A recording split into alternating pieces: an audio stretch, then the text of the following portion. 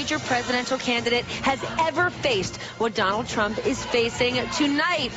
You know what I'm talking about? Mutiny in the GOP. Dozens of Republican lawmakers have now pulled their support from Trump over this lewd video. You just right over the way. And when you're a star, they let you do it. You can do anything. I tell them every time I'm with them.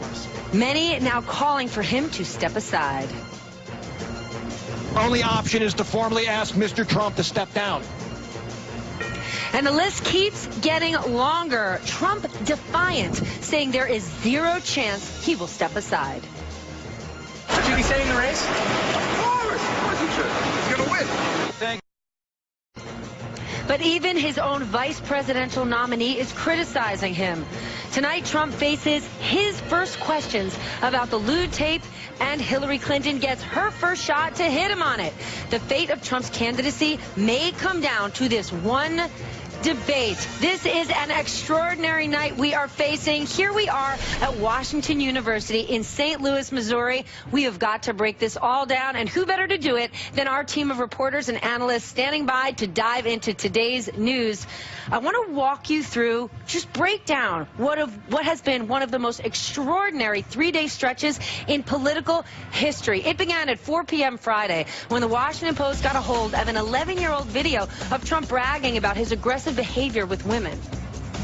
I moved on her, and I failed. I'll admit it. Whoa. I did try and her. She was married. Huge news there.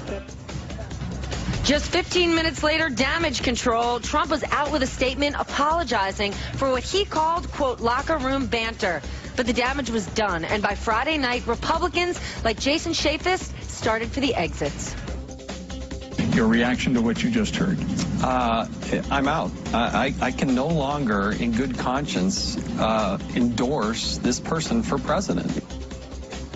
I'm out. Fast forward to midnight, where Trump tried for a second time to make the whole thing go away with an apology.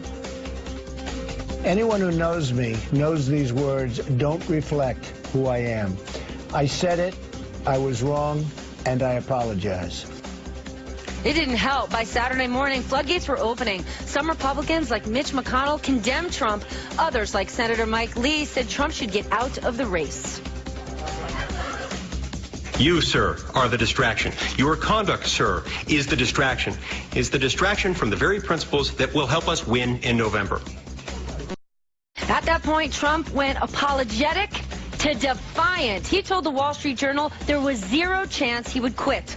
But by 1 p.m., his own running mate, Mike Pence, was putting daylight between him and Trump, saying he could not condone or defend Trump's remarks. By 3 p.m., it was Melania's Trump turn to go for some damage control with a statement saying, the words my husband used are unacceptable and offensive to me. I hope people will accept his apology as I have. But less than 1 hour later, it was Trump again tweeting that he would never drop out of the race. At 5 p.m. Saturday, former nominee and veteran Senator John McCain said he could no longer vote for Trump. 1 hour later, former Secretary of State Condoleezza Rice followed suit. By last night, nearly 36 Republican lawmakers had either said they would not vote for Trump, had withdrawn their endorsement, or said flatly Donald Trump should drop out of the presidential race. Woo, that is a lot of information. We're going to go through all of it. And let's start with NBC's Hallie Jackson and Kristen Welker. Kristen, I'm going to start with you. What is the fallout besides you working overtime this weekend? Yeah, we all worked overtime this weekend, that's for sure. Look, I think from the perspective of the Clinton campaign, who I've been talking to, the strategy is to sort of let Trump stew in his own juices in these negative headlines. They did come out with a very brief statement by Christina Reynolds, one of Secretary Clinton's top aides, on Friday night, essentially saying this man can't be president. They did put out a web ad. But other than that, Secretary Clinton has been pretty quiet. She's been engaged in debate prep. We expect that she's going to bring this up early on in the debate tonight.